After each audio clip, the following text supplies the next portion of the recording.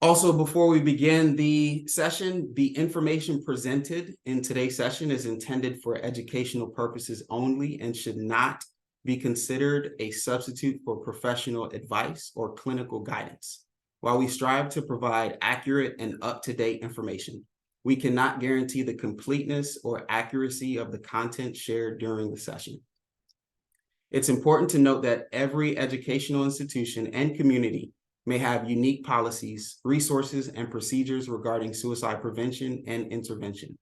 We encourage you to consult with your school administration, mental health professionals, or relevant authorities to ensure that you are following the appropriate guidelines and protocols specific to your institution.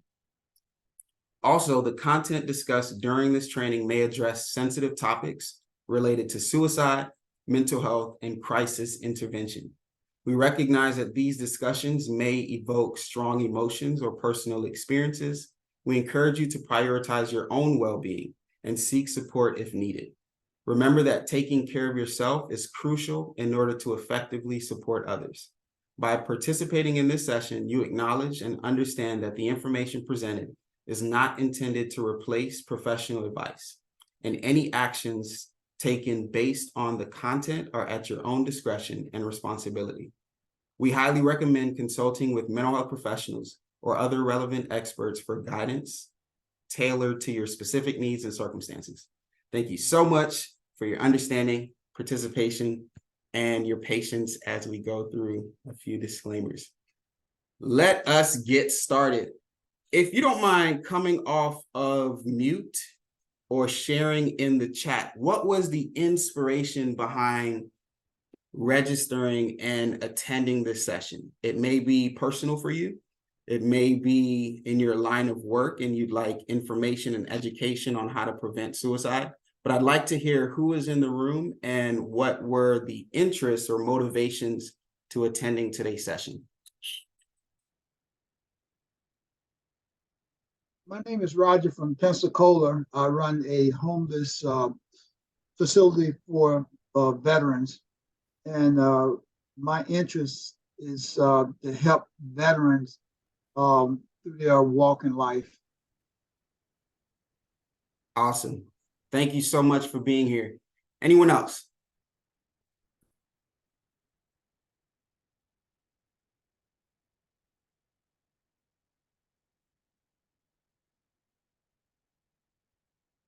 Don't be shy. Hi, I'm Brian Wire, and just wanted to join the call to definitely hear some of the information that you're sharing with the community and help make sure we pass the information along. I think you do a great job speaking. I know you personally as being a person that's really devoted and dedicated and just really want to help share your information to others. Thank you, Brian. It's good to see you. Thanks for being here. We got time for one more.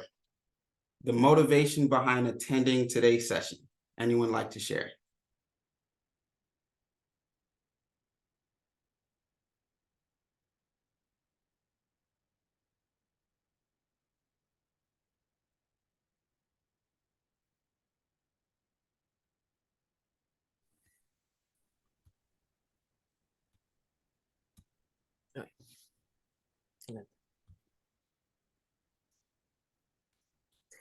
Hey, Abraham. My name is Eileen Gilia, and I work with Healthy Families. For me, it's personal. I attempted many years ago, and I thank God I'm still here. And also, I work with Healthy Families, and I would like to get more educated to be able to serve my families better. Awesome. Thank you so much for your vulnerability, and thanks for being here. Thank you. Of course. All right, so I'm looking in the chat. It looks like we have Georgia and Florida in the building. Shout out to the South.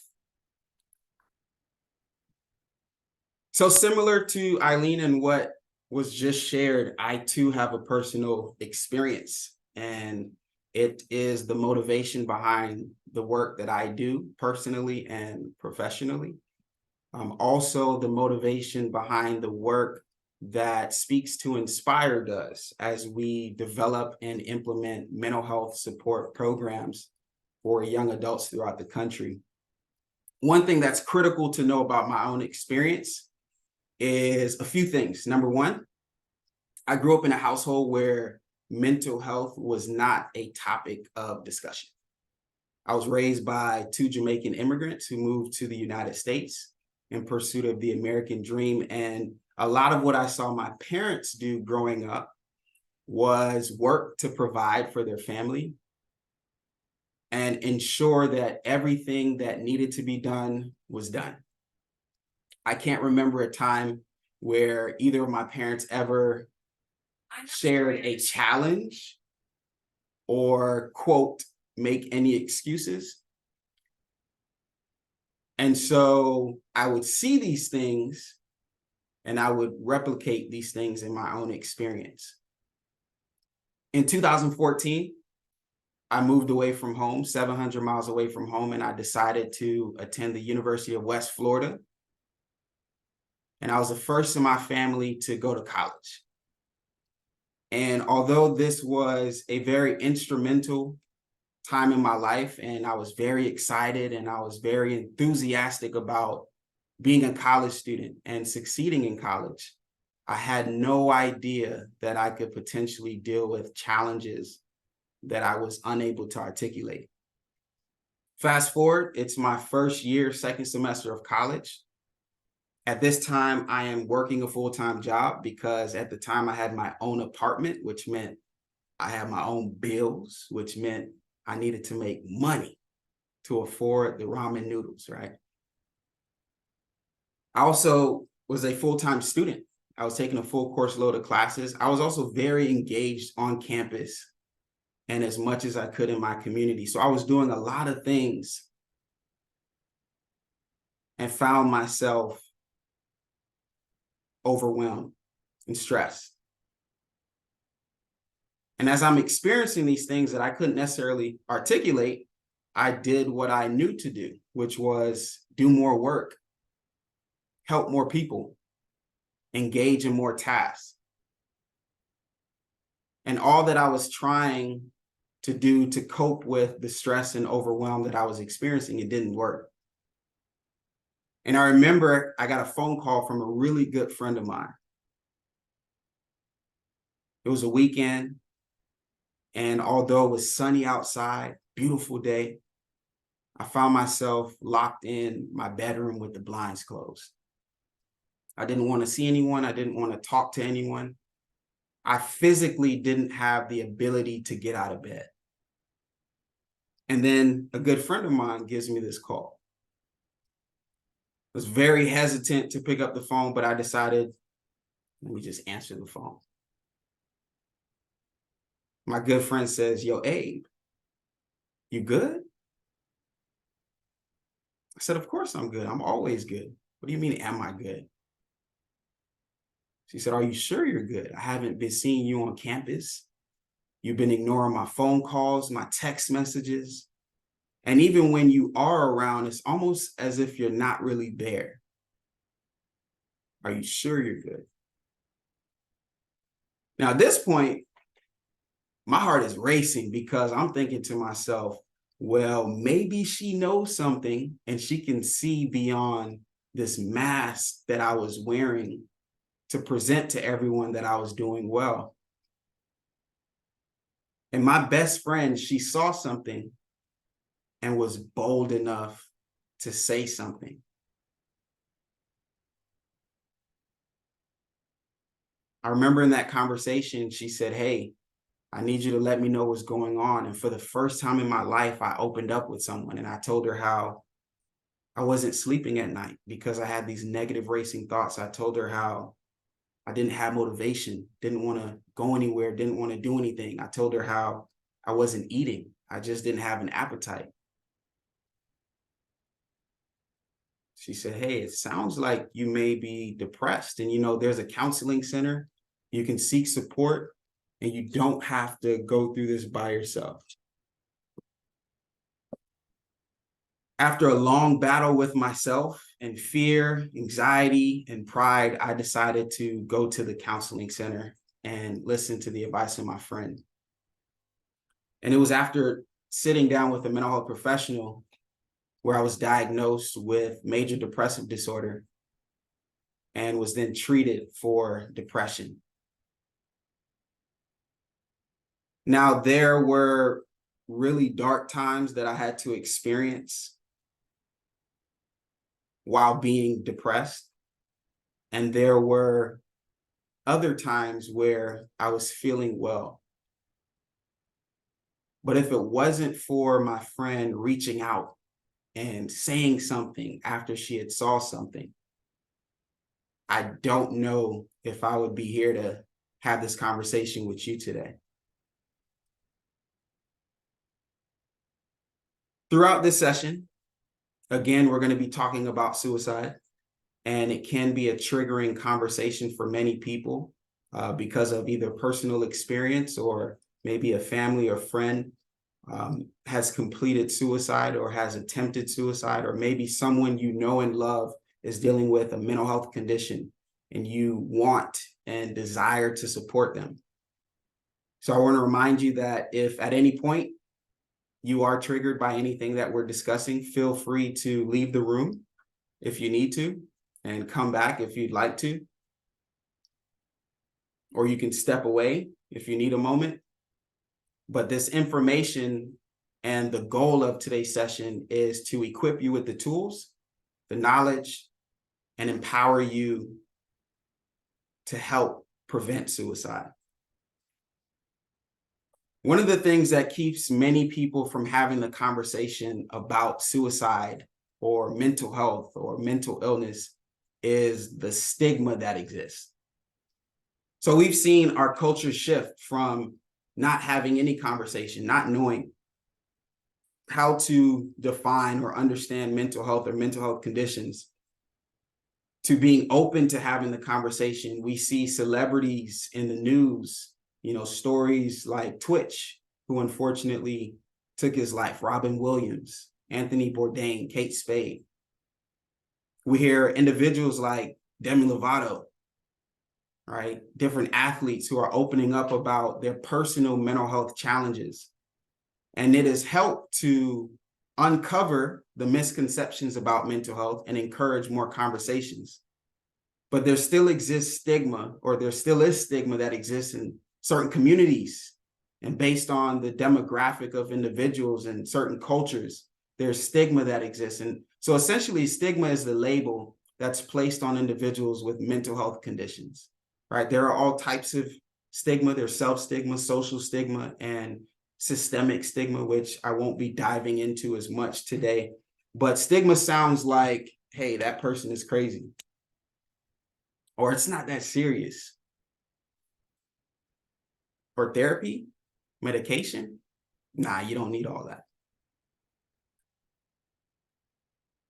And because of the stigma, there are young people who desperately need support, and they're literally suffering in silence, but they're not asking for help. At Speaks to Inspire, we do speaking presentations, training, workshop, different professional development around topics just like this. And we ask students throughout the country this same question: what makes it difficult to ask for help? And typically the response is that, hey, I'm afraid of what others will think of me. I don't want to be a burden. I can't be vulnerable. I don't want to be seen as weak. I tried seeking help. I tried asking, and I didn't have a good experience. I'm not doing that again.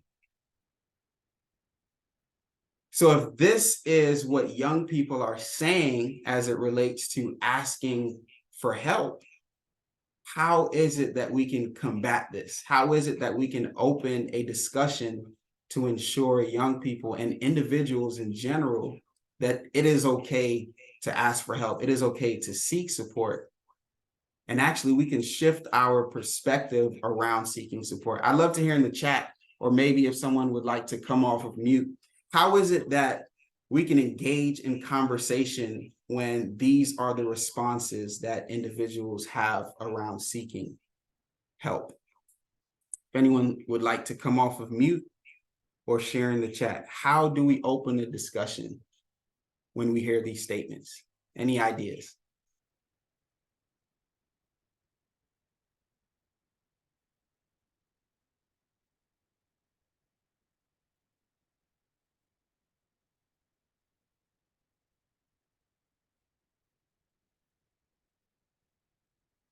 Awesome. I see some responses in the chat. Sharing our own experience first. Absolutely. If we have a story that relates to the situation, we can share our story. Absolutely. Thank you for sharing. Feel free to continue sharing in the chat. Hey, 100%. Abraham, it's Anna. Can you hear me? Yes, I can. Jump in. So, well, and my thing is, I think just continuing to have the conversation, like not letting those comments stop the conversation. Making sure though also that we don't dismiss them. Like sometimes I think that's a piece where we go, well, no, it really wasn't. That's not what they really meant. Especially if it's something like that. I have my daughter-in-law actually went to see a counselor who made her feel like her anxiety wasn't bad enough to be there. Mm. And so now she struggles with going back because it was put into her head that she wasn't suffering enough, that she was taking time away from other people. So really, I think it's just allowing them to speak and allowing them to have their perception, of what it is, and just continue moving that conversation forward, without judging how they felt about it. So good. Thank you for sharing, Anna, and it's good to see you. Absolutely. One of the main themes I hear in what you just shared is validation. I think oftentimes because we may not have a shared experience, we tend to judge an individual or we don't validate their experience. But the reality is, this is their experience. It's real. And it comes from somewhere. So if we can think about being curious rather than being judgmental, or as we'll hear later, listening to understand, it helps, like Anna said, to continue the conversation. So I really appreciate you sharing that. I see in the chat, I've had the same experience from counselors, also been told that I wouldn't be depressed if I just lost weight.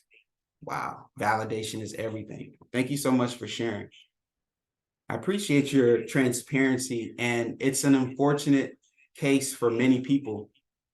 I had a training, actually a full training yesterday, and I was talking to a group, and I shared this point because I heard something similar to what I just read from the chat. All mental health professionals are not created equal, right? They may have the letters behind their name, they may be certified, they may be in a position of authority or influence, but it doesn't necessarily mean that they are the right person to support you. But what's critically important, especially for individuals who have had bad experiences, is to understand that sometimes those bad experiences are a part of the process that's critical for you to get the support that you need. And so many times, as hard as it is, we have to love ourselves enough to keep trying. We have to love ourselves enough to fire that therapist or counselor, right? We have to love ourselves enough to continue searching for what we need, right? So those are really good points. And unfortunately, there are many experiences that individuals have that make me scratch my head. I'm like, wow, a mental health professional literally said that to you, right? And so we definitely have to bring awareness to those as well. So thank you for sharing. So talking about suicide, there are a lot of misconceptions. There are a lot of myths that exist. And I'm going to go through 3 different myths. But before I dive into that, I'd love to open it up to hear some of your comments. What are some things that you've heard? Maybe some things that you believe that you know are myths, but because you don't know the facts, you continue to believe these myths. What are some misconceptions or myths about suicide that exist? If you'd like to come off of mute or share in the chat.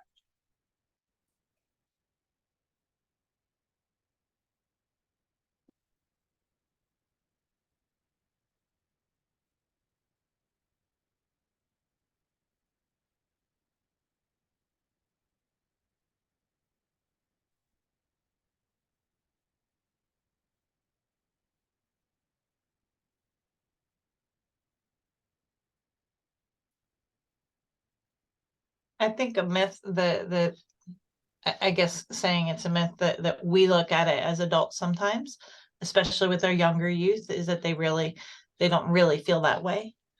You know what I mean? That they, and again, we hear kids younger and younger, you know what I mean, who are having these thoughts of dying by suicide, and where we sometimes go, well, they really wouldn't try. Or they, I mean, it's just an attention seeking kind of thing. And it may be, however, sometimes that impulsivity, especially at that age, I always call it that a lot of our kids have the do-over mentality. Like they think if they mess up, they can just hit restart. But sometimes that impulse, they do something that they can't come back from. So. Thank you for sharing. And I see in the chat, when people are attempting, they're just crying out for attention. Thank you for sharing. So again, I want to go over 3 different myths. These are some of the more common myths that exist. And Anna, you touched on it. Eileen, you touched on it as well. But the first I want to talk about is the fact of talking about suicide is going to trigger the act of suicide. That is a myth. The reality is that for someone who is at risk for suicide, if they're thinking about suicide, if they're engaging in those impulsive acts, right, it actually helps to lower their anxiety, and it opens up communication when we mention suicide, when we ask them whether they're thinking about suicide or not. What happens is we shy away from having the conversation, and the individual thinks that, number one, no one cares about them, or number two, no one understands enough to open the conversation. And sometimes when you're talking with someone who is suicidal, you have to do more. We have to do more. Because for someone who is at that point, they've now lost hope.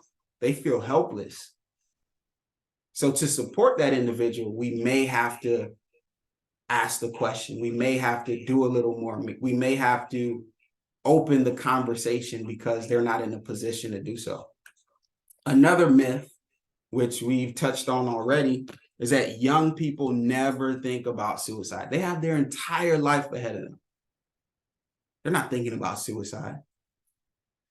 The fact is that suicide is the second leading cause of death among young people ages 15 to 24. Sometimes children under 10 years old die by suicide. So if this is the reality, I'd love to hear your thoughts, your ideas around this. At what point do we even start the conversation?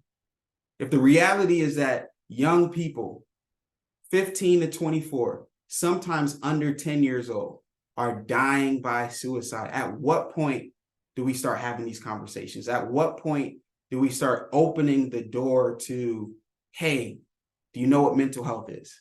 Hey, do you know what suicide is? Hey, do you know what to do if you're thinking these things? I'd love to hear your thoughts, whether you come off of mute or sharing the chat. At what point do we start having these conversations? Any thoughts or feedback on that?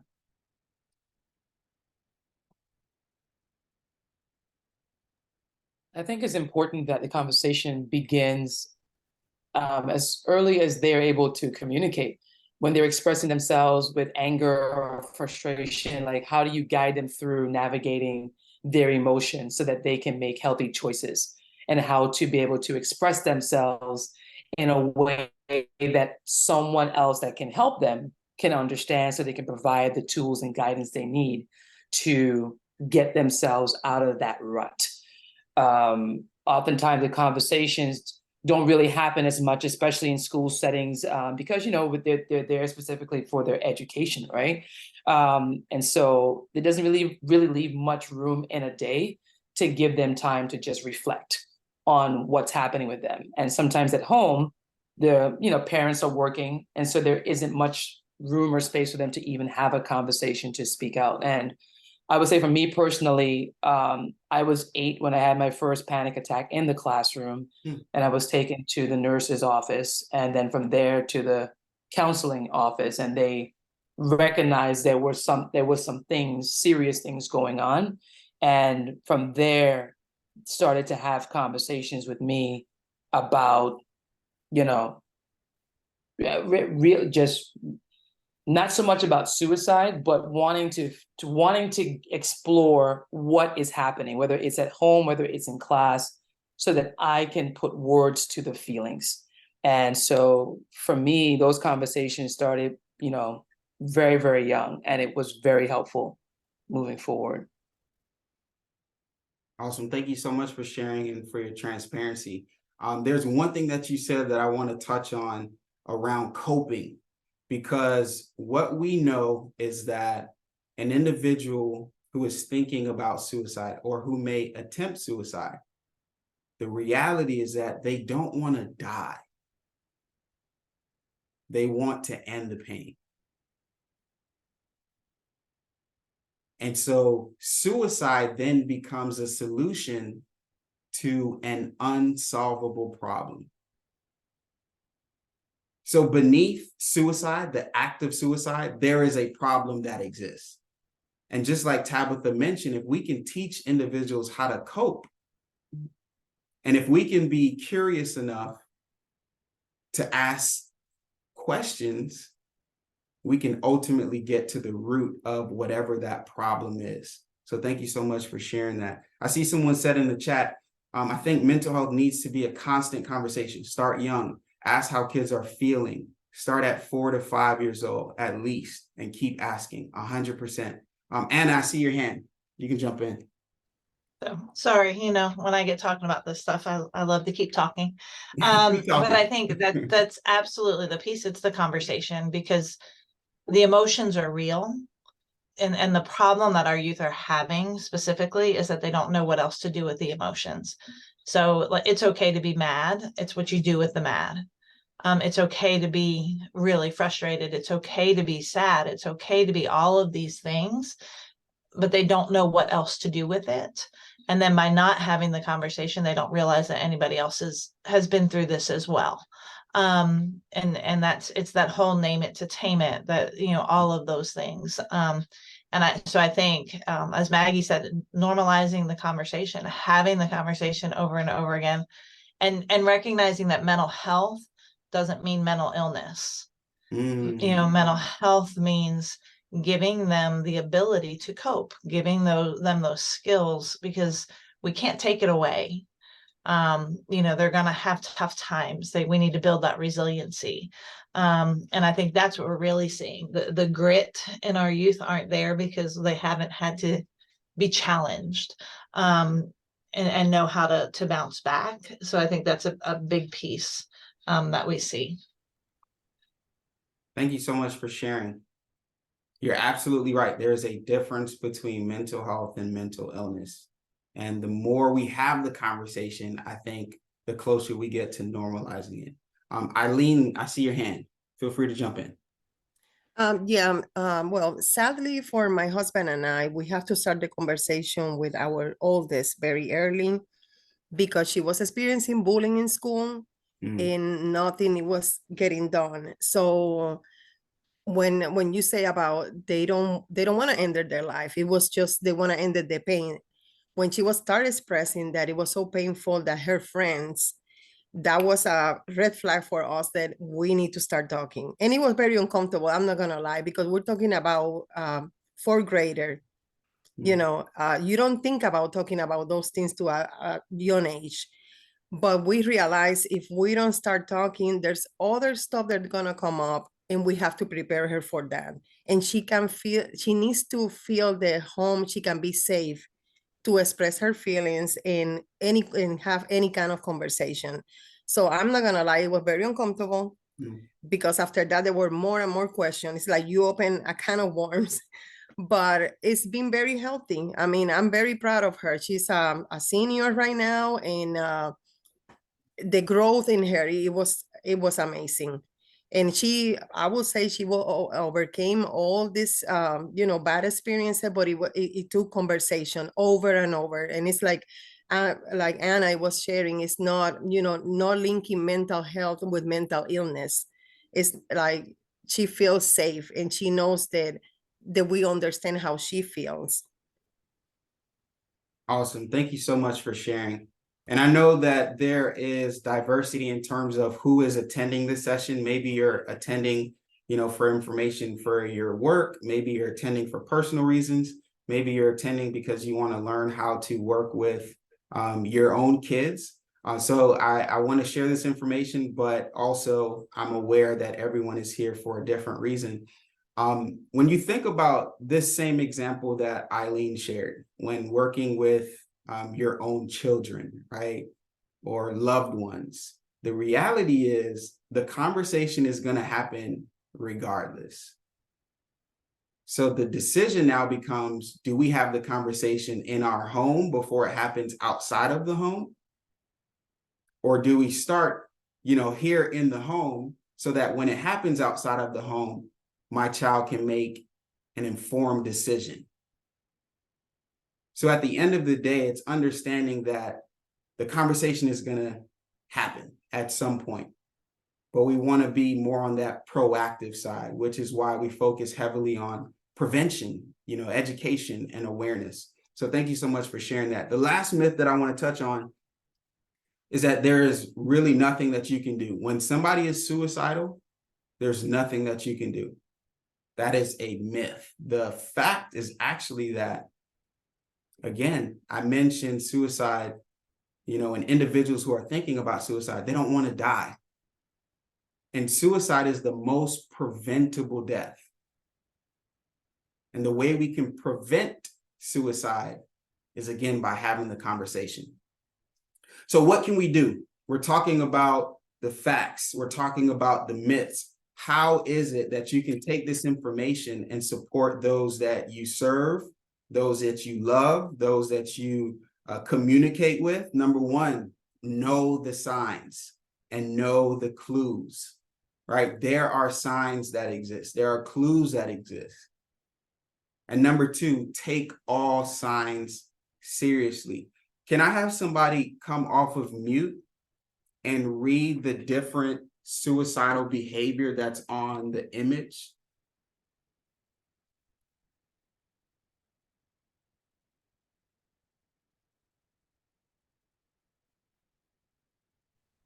We've got sadness, insomnia, hopelessness, withdrawal, mood swings, changes in eating, drug use, rage, self-loathing, feeling trapped, despair, and thoughts of death.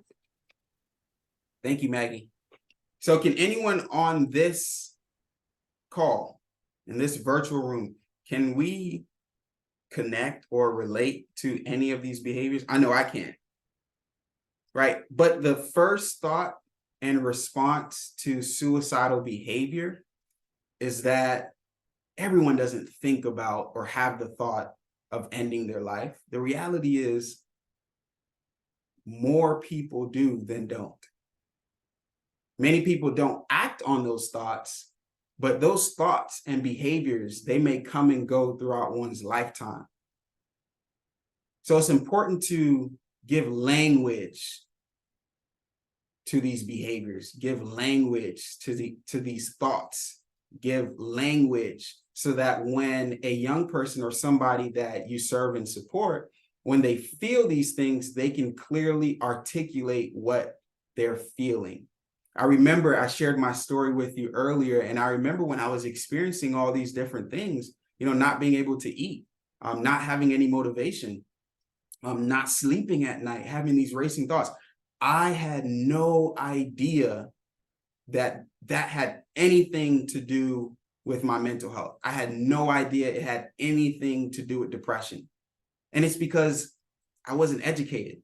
So how can we prevent suicide? We can give language to these things. If someone you serve or support is exhibiting any of these behaviors, they're having these thoughts, give language to it. Oh, you're thinking about death? Well, did you know that's actually common for individuals who are thinking about suicide or who are struggling with their mental health? And this in turn equips the individual with the language to articulate what they're experiencing. So knowing the signs, it's also important to know the clues. There are specific clues that we can listen for and look for to know if someone may be considering suicide. Number one, they may say, I've decided to kill myself. I'm going to end it. I've decided to kill myself. They may say, if such and such doesn't happen, I'll kill myself. I had a session with student athletes and directors in the athletic department. And the school that I was working with, they have a large population of student athletes. And more times than not, when a student is playing a sport on the collegiate level, that doesn't happen by accident. More times than not, they have spent majority of their life preparing to play a sport at the collegiate level. And they've put so much intention into achieving this goal that their identity becomes wrapped into what they do as an athlete. And so we also know that student athletes are at risk for suicide. And for many, they can have a career-ending injury, or they may be put on the bench, or they may not be able to actualize the goals that they have. And so if that doesn't happen, if the goal doesn't happen, they may believe that the only solution to the pain I'm feeling is to kill myself. Because life isn't worth living. I'm not able to do the thing that I've always wanted to do. So it's important to know these things. If someone says, hey, if I don't make it here, if I don't do this here, I'll kill myself. And then back to the point that we heard earlier, sometimes we hear these things and the thought is they're not serious. They'll get over it. They're just young. They're just talking. But one thing in recognizing these clues, and I mentioned it earlier, is it is important to take all signs seriously. Don't ever hear something and not say something. Another thing they may say is, hey, they're going to be better off without me. My family will be better off. My friends will be better off. Those who I know and love will be better off without me. Or I won't be around much longer anyway. What's the point? And there are things that you can see in their behaviors, in their actions, right? One example is a sudden interest or disinterest in religion. I want to pause here for just a moment. As it pertains to this sudden interest or disinterest, more times than not, people have a belief in an afterlife. You know, if they practice any sort of religion, more times than not, they have a belief in an afterlife. Now, if this individual has a sudden interest in a particular religion, the idea that they have is that, well, I'm going to die soon. I want to have a better afterlife. And then on the opposing side, this individual is devoted to their religious practices. And because they're experiencing the emotional and psychological pain that's causing them to believe that suicide is the only option, they've now lost all interest in their religion because they don't believe that religion can help them any longer, right? So that's just one example of seeing someone become suddenly interested or suddenly disinterested in religion. Another behavior that we can see is maybe they're putting their personal affairs in order. Maybe they're giving away things that they give a lot of value to, right? For young people, they play, game systems and maybe play sports or whatever the case is, and they're giving these things away. They're no longer interested in these things. That can be a sign. And then there are situations that can happen which can lead someone to believe that suicide is the best option. The first is that it's a unwanted move, right? One example that I can think of is COVID-19, and when everything got shut down. I know for many colleges, many universities, schools were shut down, and individuals, students, young people had to go back to either their country, if they were an international student, or go back to their home, whether it was, local or outside of the local community. And going back wasn't an ideal situation, but they had no say whether or not they were able to stay. That unwanted move can lead someone to think about taking their lives. And then a loss of a major relationship. This can be by death, or maybe this person was in a committed relationship. They had a boyfriend, a girlfriend, they had a spouse, and they had a really bad breakup. And again, their identity is wrapped up in this relationship. And so if they can't have this individual or be with this individual, life is not worth living. I want to share a video with you, and we're going to talk about it for a few seconds before we dive into some ways that we can ask the question and have the conversation. I'm going to press play. If you can hear it, give me a thumbs up. I'm 220 feet in the air, and I have somebody trying to get my attention. I keep yelling at him. I say, if you get any closer, that's it. Because all I got to do is nudge back. And what happens? Because somebody is 4 or 5 minutes late getting home, they roll down their window as they come by, and they yell out, "Jump, you SOB!" What could I have done different? I was tired of living this lie. I was tired of lying to everybody. I was exhausted at who I become. I thought about the Golden Gate Bridge. I asked for directions. So I got to the Bay Bridge, and I asked them for directions. I said, how do you get to the Golden Gate Bridge? But I was telling myself, okay, whoever I ask, I hope that when I ask them, they'll look me in my face, and they'll see something inside of me and ask me, well, why are you going to the bridge? Because part of me on the inside was ready to say why I wanted to go. I mean, I was really looking for a reason to continue to live. I couldn't find anything. And the lady just looked at me in my face and gave me a plain look. She gave me directions. I knew it wasn't gonna be all right no more. Parked my car, left the keys in the ignition, grabbed my prepaid phone, and I got there on that bridge and I started walking. I looked over the railing, saw there was nothing that was going to stop me. I saw there was nothing in water. But when I looked in that water, I just didn't see water, I saw peace. I saw no more nights of crying, I saw no more living a lie, I saw no more being a burden. All the things that I needed in life, I saw in that water. I took a couple steps back, and in a moment as I'm heading towards the railing and about to jump over, I hear a voice. Hey, is everything all right? And in that moment, it was enough of a distraction to where I grabbed the railing and turned myself on this cord. I'm 220 feet in the air, and I have somebody trying to get my attention. I'm upset. I'm yelling back and forth for him. Stay back. I'm trying to keep myself warm. I'm bundled up. So I keep yelling at him. I say, if you get any closer, that's it. Because all I got to do is nudge back. Like, that's all not even a big nudge, just a small nudge, and that's it. Finally, in my heart starts feeling like, why does he even care?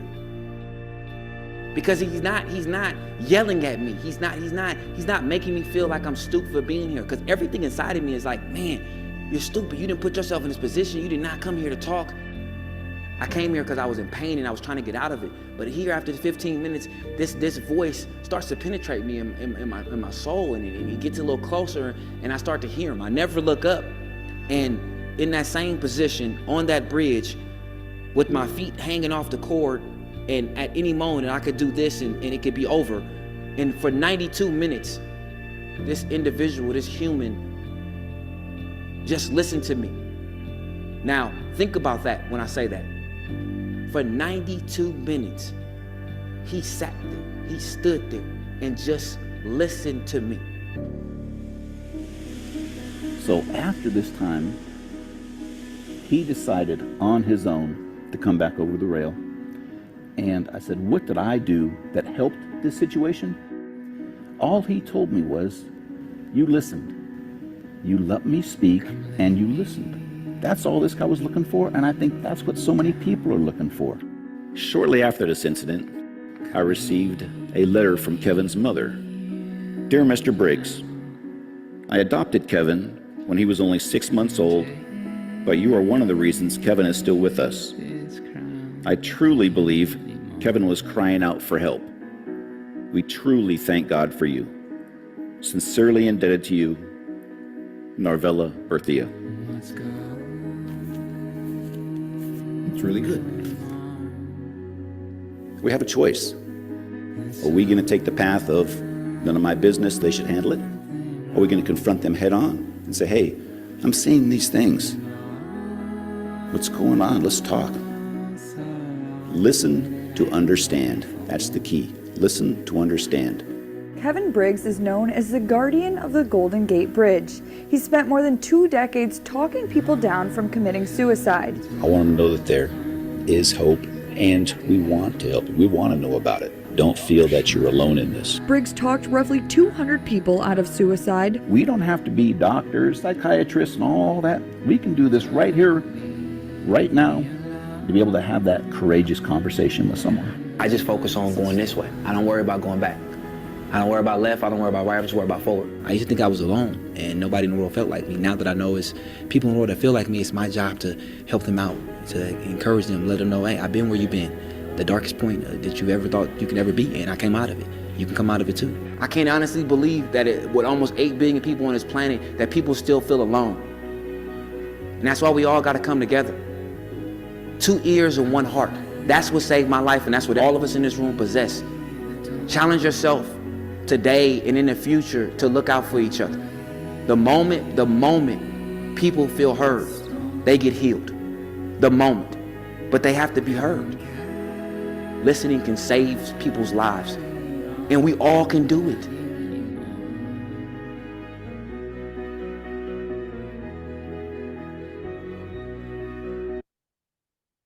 Wow, that video always gets me. It's so powerful and empowering. I'd love for you to share in the chat, what is one takeaway that you got from the video? As you're doing that, I want to share a few pointers as it pertains to asking the question. We got to be bold enough to ask the question. If you're ever in doubt, don't wait. If you see the signs, if you see the clues, don't wait. Ask the question.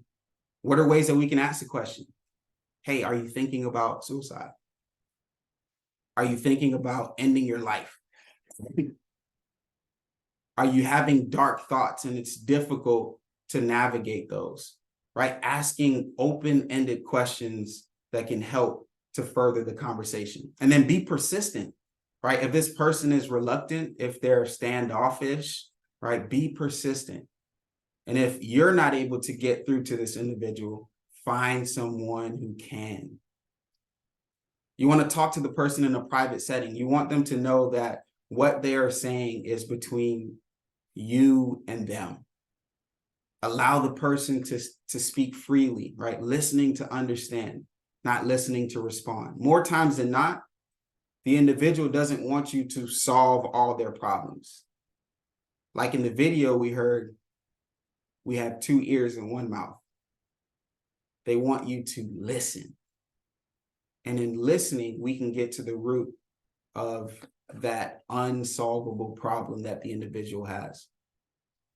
And then you want to give yourself plenty of time, right? You don't want to be in a rush if you choose to ask the question. You don't want to be rushing to your next class or rushing to your next meeting or rushing to this or that appointment. You want to give yourself enough time to be able to sit with this person and have the conversation so that they can speak freely. And then finally, have your resources handy. One national resource is the 988 Suicide and Crisis Lifeline. And anyone can call or text 988 at any time of the day and get free confidential support from a crisis counselor. So it's better to have the resources and not need them than to need the resources and not have them. Now, there are some do's and don'ts when it comes to having this conversation. Obviously, we know that having the conversation and saying the thing is better than not saying anything. But it's also critical to be mindful of those things that you don't want to do. So number one, you don't want to swear yourself to secrecy. You don't want to say to this person, your secret is safe with me. I won't tell anyone. Why? Because this person may be in danger of themselves. And you don't want to tell them a lie, which is, I'm not going to tell anyone. Or you don't want to be bound by that Because if they need support, you want to share with an individual who can support them. Another thing is you don't want to act shocked. You don't want to act surprised. You don't want to say, oh my gosh, you're thinking, no, right? Because now this creates separation. This creates distance, right? If you say this thing and maybe you might be feeling shocked, you might be feeling surprised, right? As much as you can, you want to hold those things inside and really sit with that person, letting them know that you're someone safe that they can speak to. And then what are some things that you do want to do? Well, number one, you want to be direct, right? You want to talk openly about suicide. You want to ask the question in a direct way. And then finally, you want to listen, right? Be willing to listen, be willing to hear their thoughts and their feelings and accept their feelings as valid, right? You don't want to invalidate them and have them feel that you don't care or you don't know what they're experiencing. And there are some times where you won't know what they're experiencing, but that is an opportunity to ask more questions. The QPR Institute does a training, and I'm a certified QPR instructor. And there are some things that the QPR Institute talks about in terms of not saying or not asking, right? And I know that you all who are in this room wouldn't necessarily ask these questions in this way, but it's important to make mention of these. You don't want to say things like, hey, you're not thinking of killing yourself, are you? You wouldn't do anything stupid, would you? Suicide is a dumb idea. You're not thinking about suicide. Go ahead and share with me in the chat, why wouldn't we want to ask the question in these ways? Share in the chat. Why wouldn't we want to address the conversation in this way? And I see a bunch of you are sharing in the chat, Anna and Eileen. I appreciate that. It's condescending. Yeah, it's shameful. They won't feel comfortable. It's judgmental, 100%. So instead, what we want to do is we want to offer hope, right? We want to let them know, like, hey, I want you to live.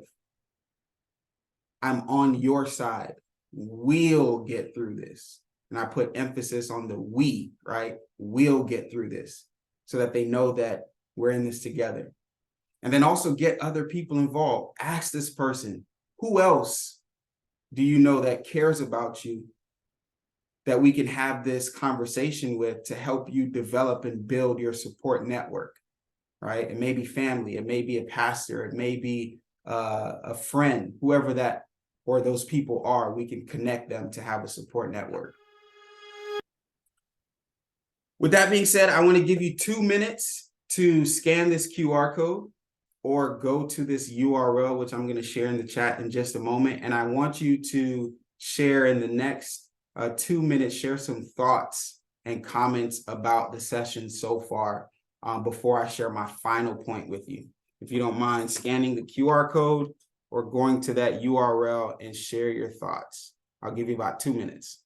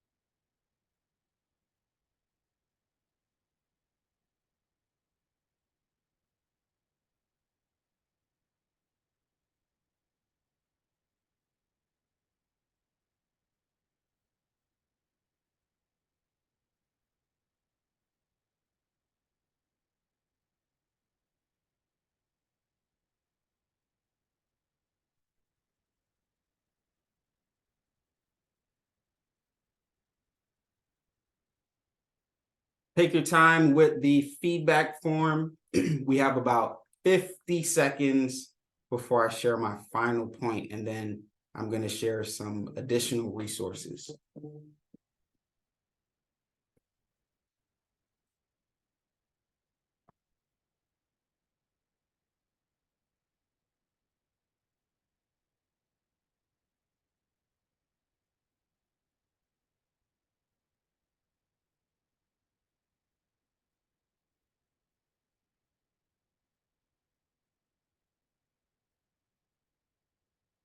10 seconds left.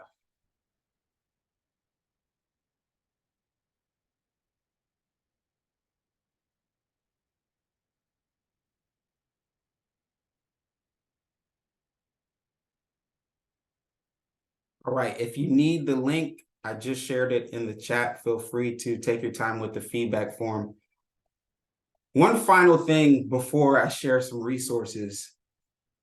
There's this quote by one of my favorite speakers, one of my favorite people. His name is Les Brown. Some of you may have heard of him, may have known, or may know who he is. But he says, ask for help, not because you're weak, but because you want to remain strong.